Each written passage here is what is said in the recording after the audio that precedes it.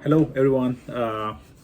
This is your friend Prashant here, and welcome to my YouTube channel, Immigration Dream. Uh, so, Visa Bulletin just got out for October, and we have some really bad news. And I'm going to talk about it as we move into this video.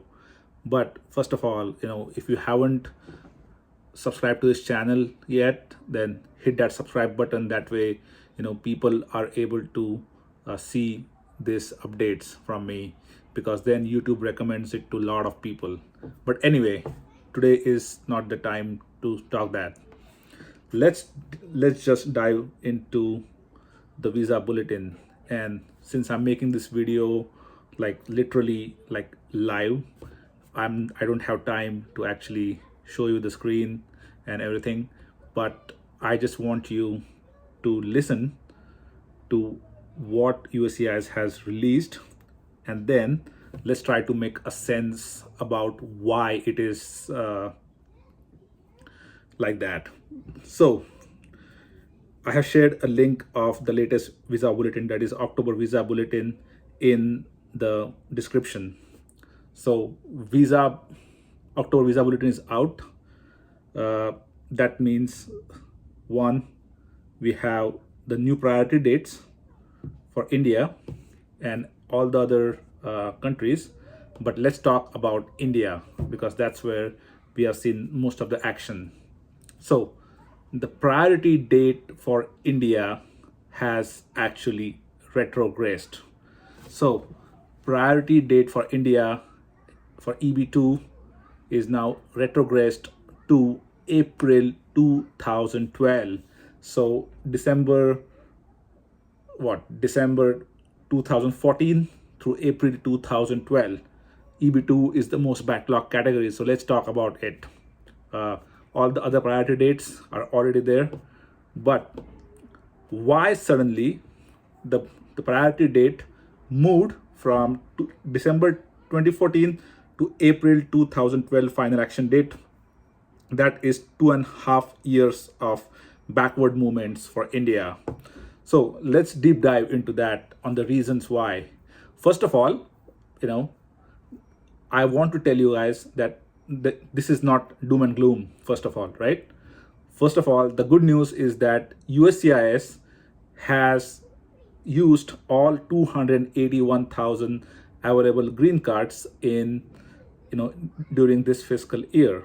So they have used all of the green cards, which also means that there's no more visas available to issue right now. Nothing, because they have used all of it. And then the new visas, 140,000 or any spillover, is not available until the next month. So it is not available until the visa bulletin of November. So what that means, the date currently is retrogressed to April 2012. That means USCIS has some applications that are that have priority date of I-485 date of 2012 or before.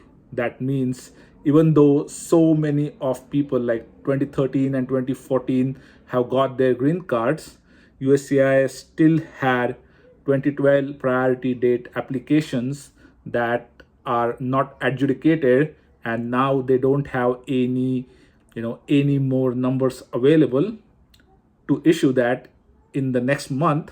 So they have basically moved that priority date to April 2012. So that's what it means. It doesn't mean that we're just gonna go back. Now, this is true for EB3. This is true for now. I think EB1, I haven't checked it, but EB2 and EB3, it is true. And then it is also true for other countries like China, where the priority date has a little bit retrogressed. But I think let's talk about why it has happened. So I told you that there's no more visas available. So USCIS has moved that date to the earliest available application, earliest priority date, which is 2012. Now we don't know how many of those are 2012, how many applications are there. It could be 100, it could be 500, it could be only 1,000. We don't know that. We don't know anything about the pending applications of 2013 and 2014. There's no data for that, and I cannot imagine it's like a lot. It's probably like 20 to 30,000 applications. So what is going to happen next, right? So first of all, I want to say that based on the data that we currently have, we are still looking at 40 to 50,000 spillover coming from family based into employment based, and most likely all of it is going to flow into EB2 and EB3 because those are the most backlog dates. So let's not worry about the priority dates, right? We had a good year, everything was good, and then now they don't have any visas. Let's talk at the positive sides. One, all 280,000 visas are utilized. Good thing. The second, spillover numbers are not available until next month. So once they come in, then the priority dates will again move to the right. So they are again going to move ahead the priority date in the next visa bulletin. I'm pretty confident about that. So if you see in my last video, I told you that for temporary, like a month, it will retrogress and then will pick back up. So great thing for from USCIS, all 280,000 visas will or have been utilized. Now, what's next? Well, I mean, there's nothing we can do now. I mean, we have to still wait for the spillover numbers to come in, show up, and then we have to wait for USCIS to basically start moving the dates back again into future. I think right now they have just like put this placeholder April 2012 as a placeholder for their earliest priority date application. So unfortunately, that means that some people who had I-485 applications pending, they are not going to get their green cards at least in this month. Next month, we'll talk about next month once the spillover available. But I'm so sorry, that you did not make this month. But good thing is that 280,000 people ahead of you are gone. So you are next in the line once the spillover comes in. So don't lose the hope. There's nothing we can do, right? I mean, this year was anyway a magic year, once in a lifetime year. So, we have made sure that USCIS has used all 280,000 visas. So that's a good thing. Let's focus on the things we can do, as a citizens. One thing, we have to start writing letters and emails to USCIS urging them not to consider dependents in the green cards. Right now, out of 140,000, 70,000 are dependents, 70,000 are primary. But the Congress, when they made the law, they intended to make 140,000 employment-based application. So write an email to USCIS director, USCIS urging them not to consider dependents for next year's adjudications. That will free up almost 70,000 green cards, which will again move the priority dates forward. The second thing, very important thing, is start writing letters to senators and then your local congressmen, urging them to pass a law, pass a bill to recapture the unused green cards in last 30 years. There are almost 300,000 employment-based green cards that are unused because of various reasons happened, which were outside or inside USCIS control, and somehow they got lost. There's no provision to recapture it, so ask them to recapture it, because it is not a net increase of green cards. It is basically you are getting the stuff out of the recycle bin. So do ask USCIS do ask your congressmen and senators to start documenting a bill and pass that damn bill, because it is very easy. It has happened in the past in 2007 during the George W. Bush administration, and it can easily happen, and there is no net increase in the green cards. So these are the two things which we can do as a citizens of a strong democracy.